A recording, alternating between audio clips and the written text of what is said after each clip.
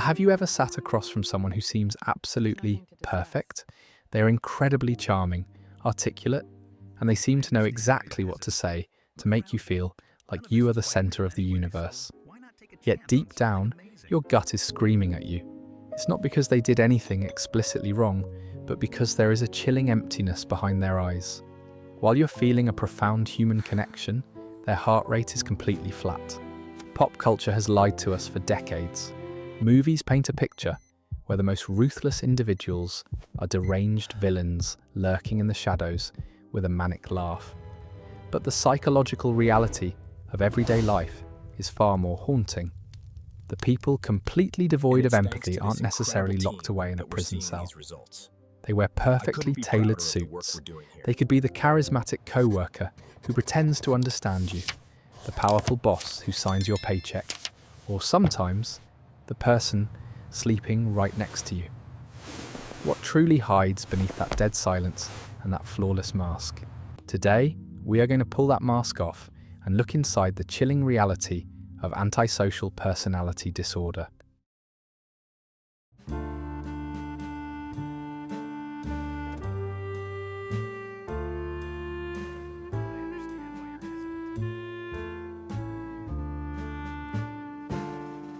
For decades, pop culture has fed us a highly sensationalized image of what a psychopath or a sociopath looks like.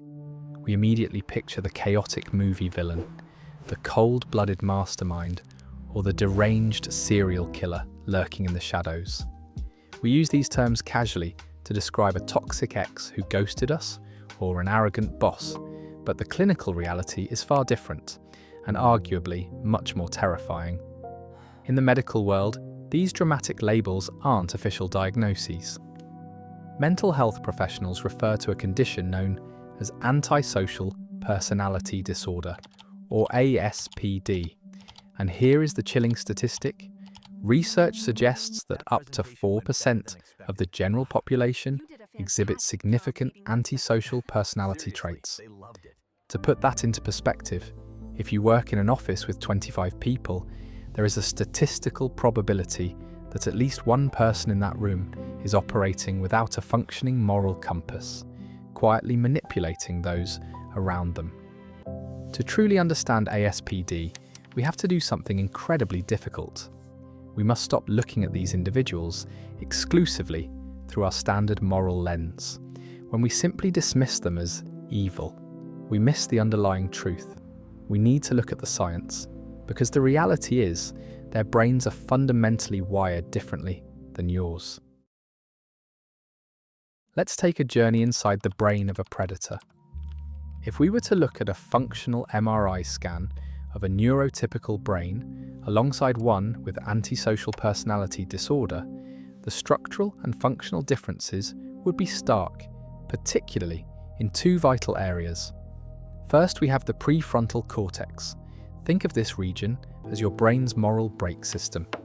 In a normal brain, this area constantly evaluates risk, predicts long-term consequences, and suppresses dangerous impulses.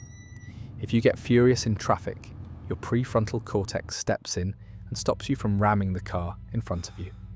But for someone with ASPD, this region is significantly underactive. Their moral brakes are fundamentally broken. They act impulsively and recklessly, not necessarily because they always plan to cause harm, but because the biological mechanism that tells them to stop simply fails to engage. But the truly chilling part lies deeper, in a small almond-shaped structure called the amygdala. This is your emotional processing center. It is the birthplace of fear, anxiety, and genuine empathy. When you see someone crying, your amygdala lights up, triggering a physical response, a sinking feeling in your stomach or a racing heart. In individuals with severe ASPD, the amygdala is shrouded in absolute silence. They do not process fear the way we do, meaning the threat of consequences is practically useless. This silent alarm bell is exactly why they can lie directly to your face without a single drop of sweat or an elevated heart rate. This leads us to a terrifying psychological insight. They can understand your emotions logically to manipulate them, but they do not actually feel them. To a person with ASPD, your deepest insecurities and emotional pain are nothing more than pieces on a chessboard, waiting to be played. So if their brains are lacking the basic hardware for empathy, how do they navigate our highly social world? They don't just survive, they thrive by weaponizing human connection. This psychological predation usually unfolds in 4 devastatingly precise stages of deception. Stage 1 is superficial charm and mirroring. When you first meet someone with high-functioning ASPD, they will likely seem like the most charismatic person in the room. But this isn't genuine warmth, it is a highly calibrated survival skill. They study you the way a predator studies its prey. They listen intently to discover your insecurities, your dreams, and your core values, and then they reflect them right back at you. If you're deeply passionate about classical music, suddenly, it's their life's passion too. They manufacture a flawless illusion, convincing you that you haven't just met a great person, you've found your absolute soulmate. Once they have your attention, they initiate stage 2, love bombing. This is an intense, overwhelming flood of affection and attention designed to completely disarm your critical thinking. They push for a rapid, unnatural level of commitment. They will talk about moving in together, getting married, or signing a massive business contract within weeks of knowing you. It feels like a fairy tale, but in psychological terms, it is a calculated tactic to isolate you and lock you into their orbit before the mask inevitably begins to slip. Then comes stage 3, the darkest phase, gaslighting. Once you're hooked, the charm evaporates. Because they feel no guilt, lying takes absolutely zero toll on their conscience. Their lies are weightless. When you catch them in a betrayal, they won't apologize. Instead, they will twist the reality of the situation so masterfully that you begin to doubt your own memory and sanity. They will look you dead in the eye and say, "That never happened," or "You're just being overly sensitive." You are left exhausted, fighting a psychological war against someone who simply doesn't play by the rules of reality. Finally, stage 4, the cold-blooded discard. People with ASPD view others merely as appliances. You are there to provide money, sex, status, or simply an adrenaline rush. The moment you're emotionally depleted, or the moment you stop serving a purpose, they will unplug you. They will walk away from a marriage, a business, or a friendship with absolute zero remorse, leaving you entirely shattered while they effortlessly move on to their next target. Many people assume that someone with antisocial personality disorder is always overtly aggressive, hostile, or physically violent. But in everyday life, their most dangerous and effective weapon isn't rage at all. It is pity. The pity play is a masterclass in emotional manipulation, designed specifically to exploit your deepest reserves of human empathy. When a manipulator realizes that their charm or intimidation is no longer working, they will pivot seamlessly into playing the ultimate victim. Imagine a scenario where they have just committed a profound betrayal. Perhaps they've been caught lying, stealing, or even being severely abusive. The moment they're cornered and face consequences, the script completely flips.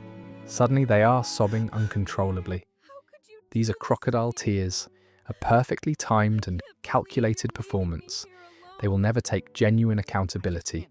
Instead, they will shift the blame for their horrific behavior onto a sudden bout of severe depression, unbearable stress at work, or a tragic childhood event. They essentially weaponize the modern language of mental health to make you feel guilty for simply holding them accountable. To make this illusion impenetrable, they will eagerly use human shields. They might leverage the well-being of your children, feign a sudden and mysterious physical illness, or claim their entire world is collapsing just to soften your resolve. They know that, as a compassionate person, you are biologically wired to comfort someone in distress. By making you feel sorry for them, they instantly shift the power dynamic. You are no longer the victim demanding justice. You become the caretaker soothing their manufactured pain. It is a brilliantly twisted tactic that traps you in an endless cycle of abuse and forgiveness. It is a massive misconception that everyone with antisocial personality disorder behaves the exact same way. How this disorder manifests in reality depends heavily on an individual's intelligence, their upbringing, and their specific appetite for control. While they all share a fundamental lack of empathy, their chosen hunting grounds vary wildly. Broadly speaking, mental health experts often observe them operating in two incredibly distinct, everyday subtypes. First, we have the power-hungry group, the corporate psychopath. When a person with ASPD is highly intelligent, calculating, and driven, they don't end up in a prison cell. They end up in the corner office. The chilling truth is that modern cutthroat corporate environments often inadvertently reward their exact clinical traits: utter ruthlessness, superficial charm, and an unnerving ability to stay calm under intense pressure. They frequently become top-tier executives, high-powered lawyers, or even, terrifyingly, psychological therapists who manipulate vulnerable patients simply for a power trip. These individuals are the ultimate snakes in sheep's clothing. They will effortlessly steal credit for your hard work, systematically sabotage their rivals, and perfectly mirror the expectations of upper management. To the board of directors, they appear to be visionary, bold leaders, but to their subordinates, they are absolute tyrants who view human beings merely as disposable rungs on their ladder to the top. But what happens when someone with ASPD lacks that ambitious drive, or simply doesn't have the intelligence to climb the corporate ladder? They fall into the second, equally destructive category, the parasitic lifestyle. This is a core diagnostic trait of psychopathy that Hollywood completely ignores. These individuals have absolutely zero desire for traditional power or honest hard work. Instead, they seek out a host. They intentionally target highly successful, deeply empathetic people to act as their personal caretakers and financial safety nets. The covert parasite will seamlessly move into your home, consume your resources, and drain your bank account while contributing absolutely nothing to the relationship. And when you finally reach your breaking point and confront them about pulling their weight, they deploy a masterful, manipulative defense. Suddenly, they are battling a mysterious illness, going through a severe depressive episode, or suffering from an endless, tragic string of fabricated bad luck. They shamelessly weaponize your compassion to avoid taking any responsibility for their chronic laziness. You are left working yourself to the bone, financially and emotionally exhausted, while they live comfortably off your sacrifices, feeling utterly entitled to everything you have built. When we hear the word sociopath, society almost exclusively pictures a violent, physically aggressive man. But this is a dangerous gender bias that leaves countless victims completely blind to the threat standing right in front of them. Women have antisocial personality disorder too. However, their manipulation often looks entirely different. Instead of physical violence, female ASPD typically manifests as relational aggression. They are the ultimate puppet masters of their social circles. They will systematically destroy your reputation, orchestrate malicious smear campaigns, and pit best friends against each other simply for the thrill of watching the chaos unfold. They use psychological warfare rather than physical dominance. Because of deeply ingrained medical biases, these women are frequently misdiagnosed. Mental health professionals often mistakenly label them with borderline personality disorder simply because they're female. But make no mistake, their cold, calculated lack of empathy is just as profound, and their invisible destruction is just as devastating. In the modern dating world and the workplace, we throw around terms like narcissist and sociopath as if they are entirely interchangeable. But in clinical psychology, Mixing up these two personality disorders is a dangerous mistake. While both exhibit a profound lack of empathy and a tendency to manipulate, their underlying motivations, the actual why behind their toxic behavior, are fundamentally different. Think of Narcissistic Personality Disorder, or NPD, as an endless, desperate hunger for validation. A narcissist manipulates and hurts you because their ego is actually incredibly fragile. They need you to admire them, to fear them, or to constantly reassure them of their absolute superiority.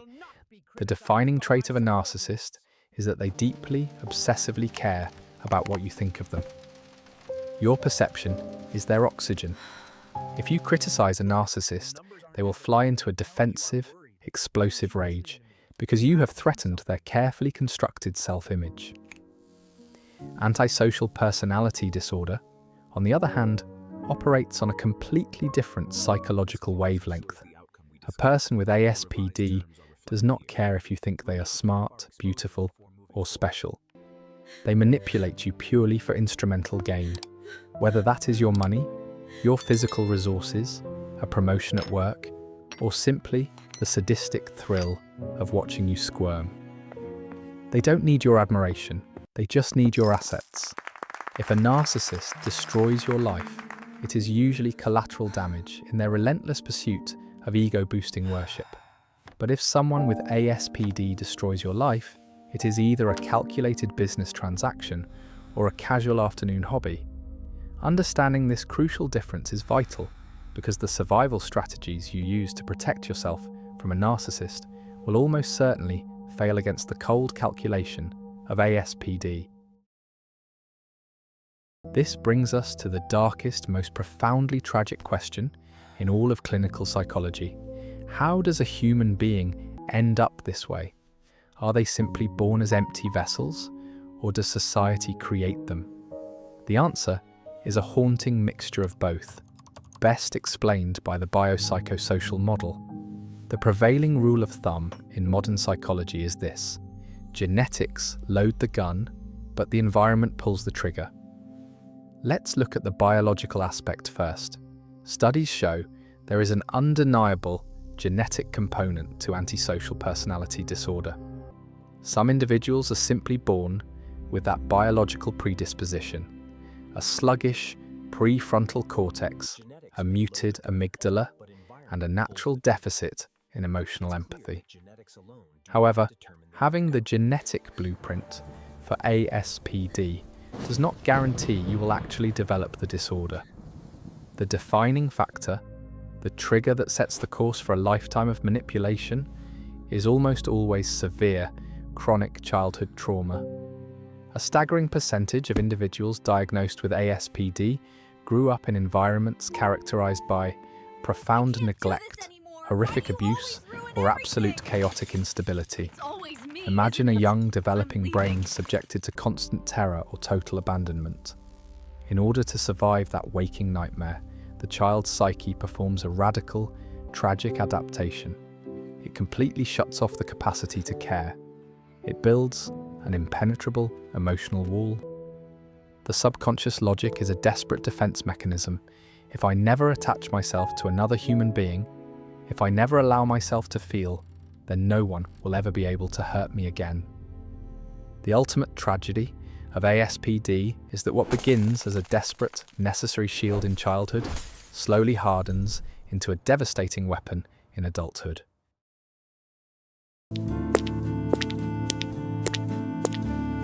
I have to say, I'm... Oh, the pain. The fallout of loving or working with someone with ASPD is catastrophic. The most agonizing part isn't just the betrayal itself, it is the cognitive dissonance. You're left completely exhausted, your brain constantly fighting a psychological war between two conflicting realities: the perfect, loving person you first met, and the cold, calculating stranger standing in front of you now. You might think you're losing your mind, but you are not. You're simply processing the severe trauma of long-term gaslighting. Many victims desperately drag these individuals to couples counseling, hoping to fix them. But here is the most terrifying clinical truth of this entire video. Traditional talk therapy often makes people with ASPD worse, because they lack the fundamental biological capacity for internal remorse. Therapy doesn't heal them. It simply gives them a better psychological vocabulary, handing them brand new tools to manipulate you even more effectively. The only person in that dynamic who actually needs therapy to heal and rebuild is you. So how do you protect yourself? You cannot change them, and you absolutely cannot love them into feeling empathy. If you cannot immediately cut contact with them, your only defense is a psychological tactic known as the grey rock method. You must become as uninteresting, unresponsive, and emotionally flat as a literal grey rock. When they provoke you, do not show anger. When they play the victim, do not show pity. Give short, non-committal answers. Because their brains constantly crave dramatic emotional reactions, starving them of that supply makes you an incredibly boring target. Eventually, they will pack up their mask and move on to find their adrenaline fix elsewhere. Applying the grey rock method isn't about letting them win. It's about aggressively protecting your own peace. If you have spent years questioning your sanity because of someone's perfect mask, I want you to hear this loud and clear. The manipulation was real, the coldness was real, and your exhaustion is entirely valid. Their cruelty does not reflect your worth. You were targeted precisely because you possess deep empathy, the one beautiful human trait their brains will never be able to experience. If this video helped you name a ghost you've been fighting, or if it finally made you feel seen, please know that you are not alone. Share your story in the comments below. Your experience might be the exact warning someone else desperately needs to hear today to save themselves. Please subscribe to the channel and turn on notifications so we can continue to explore the quiet, heavy parts of the human mind together. Protect your empathy. Never let anyone turn it into a weakness. And I will see you in the next video. Thank you for watching.